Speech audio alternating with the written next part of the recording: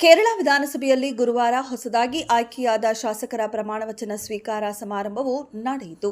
ಈ ಕಾರ್ಯಕ್ರಮವು ರಾಜಕೀಯದಷ್ಟೇ ಅಲ್ಲ, ಭಾಷಾ ವೈವಿಧ್ಯತೆ ಮತ್ತು ಸಂಸ್ಕೃತಿಯ ಸಂಯೋಜನೆಯಿಂದಲೂ ಗಮನ ಸೆಳೆದಿತು.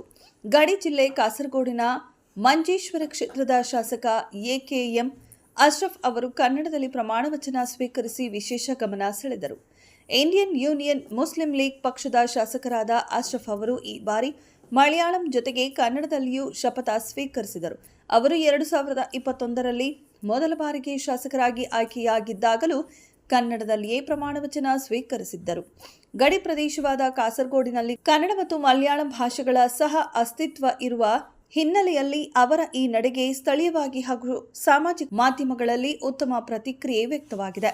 ಅದೇ ವೇಳೆ ದೇವಿಕುಲಂ ಕ್ಷೇತ್ರದ ಕಾಂಗ್ರೆಸ್ ಶಾಸಕ ಎಫ್ ರಾಜಾ ಅವರು ತಮಿಳಿನಲ್ಲಿ ಪ್ರಮಾಣವಚನ ಸ್ವೀಕರಿಸಿ ತಮ್ಮ ಭಾಷಾ ಗುರುತನ್ನ ಪ್ರತಿಬಿಂಬಿಸಿದರು. ಕಾರ್ಯಕ್ರಮದಲ್ಲಿ ಹಲವಾರು ಶಾಸಕರು ಸಾಂಪ್ರದಾಯಿಕವಾಗಿ ನಡೆದು ಸಭಾಂಗಣಕ್ಕೆ ಆಗಮಿಸಿದರೆ ಕೆಲವು ಶಾಸಕರು ಸೈಕಲ್ಗಳಲ್ಲಿ ಆಗಮಿಸಿದ್ದು ವಿಶೇಷ ಆಕರ್ಷಣೆಯಾಗಿತ್ತು.